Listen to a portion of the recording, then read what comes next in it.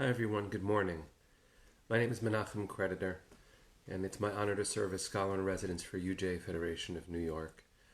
It is Monday morning, and that means we are back bringing a little bit of song, a little bit of blessing, a little bit of Torah learning to you all, starting our day together. It's true that during this period of time, days seem to blend one into the other, so the reminder that it's Monday is helpful.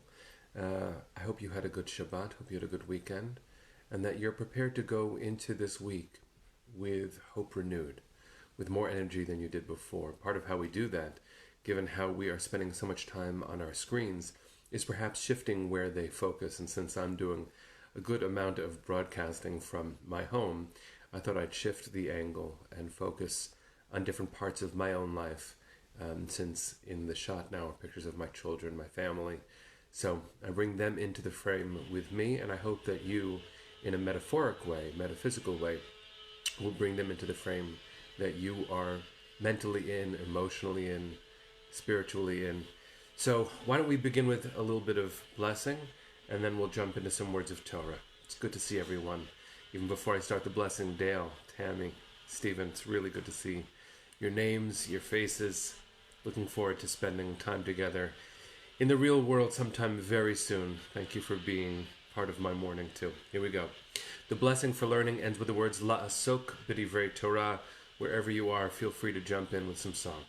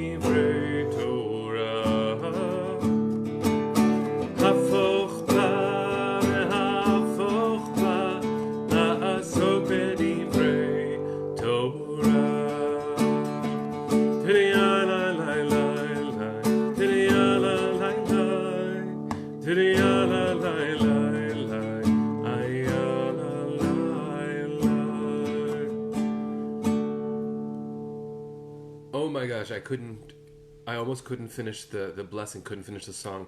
To see so many of you, colleagues and friends, some people who I feel I have a relationship with just because of Facebook. Maybe there's some value there. It's good to start the morning together, isn't it? Just to feel a little bit of togetherness. So, with the blessing for learning, let's launch right into this week's Torah portion. There's something strange and fitting about this week's Torah portion, and I'm not sure exactly how to introduce it, so let me just jump in and maybe frame it as it's happening.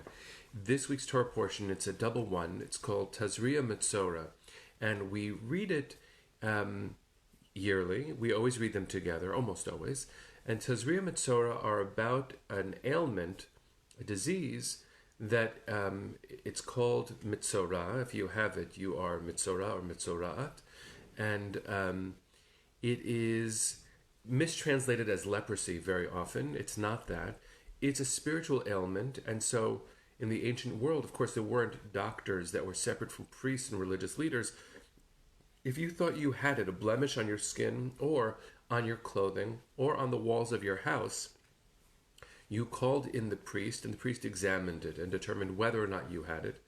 If you had it, you went into seclusion outside of the camp. And if the camp was a nomadic camp, it stayed waiting for you to be able to reintegrate into society, and then we would move on.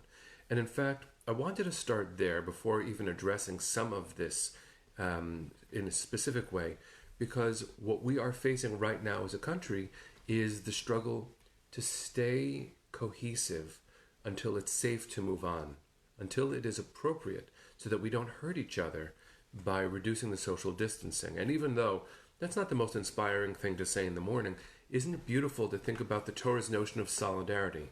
In fact, we are called to stand together, be mindful of what will keep us all safe. Any lack of that, any counter measure to the social distancing that is meant to protect the most vulnerable in society, that falls very short of the standard that the Torah sets. And that's really important. Something that I haven't seen happen that I'm really gratified, very proud, I guess, of all of us for not doing is stigmatizing those who become afflicted. I want to read a beautiful teaching from my teacher and friend, Rabbi Shai Held, about what this means, what seeing human beings as human beings means, even and especially when they are afflicted. This is from a wonderful book that I recommend very highly. It's called The Heart of Torah. I teach from it often, and I learn from it for myself. He says about the Metzora condition, those who are unafflicted may be tempted to look down at those who are, to see those whose illness is suggestive of death as less than fully human, and thus as unworthy of their compassion. So, the rabbinic interpretation of the Torah reminds us, that the ill are no less human than the well. To be asked to pray for someone is to be charged with affirming their humanity totally and unconditionally, and with cultivating empathy for them. So, number one, it is, I would say it's strange, but I've become used to expecting the Torah to speak in deeply contemporary ways. It is striking to see how even though the situations are different, the technology is different, even the theology, right? Our notions about God, they might change too. But the Torah's sensitivity to human vulnerability, and sometimes our response to when the Torah's compassion requires some modern amplification, we are part of a conversation right now, that is nothing short of urgent and important and resonant and real. And so the inspiration I wanted to start my week with, and I hope that it's useful to you, is an inspiration that we've been here before, and that there are lessons that we have learned, and applying them requires that we act responsibly, that we as an entire society, as a country, that we as a world act in solidarity with those who are afflicted, making sure that we do not act irresponsibly and endanger someone else's life.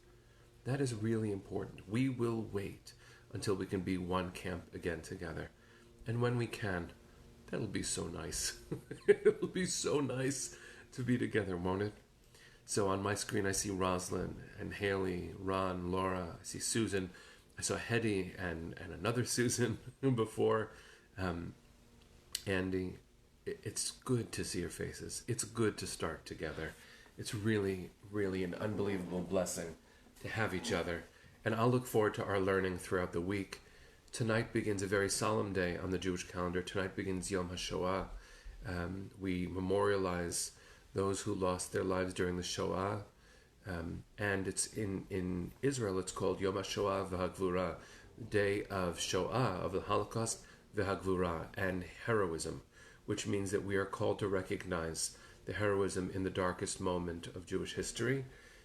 May all the memories of those who we've lost and the survivors who are fighting for their lives, and we are fighting with them, for them.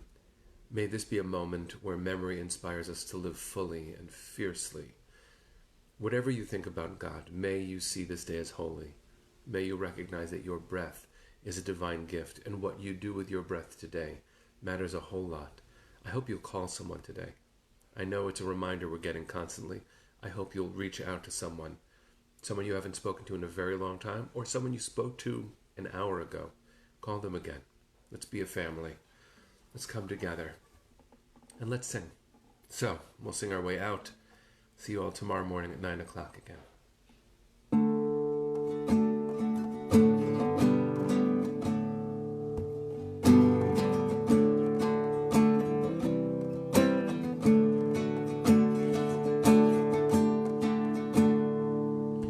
La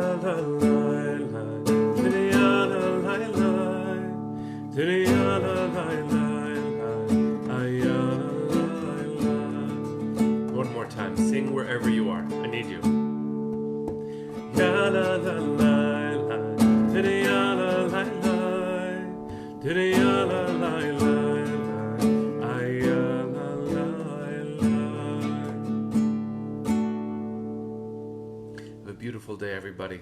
Can't wait to see you tomorrow morning at 9.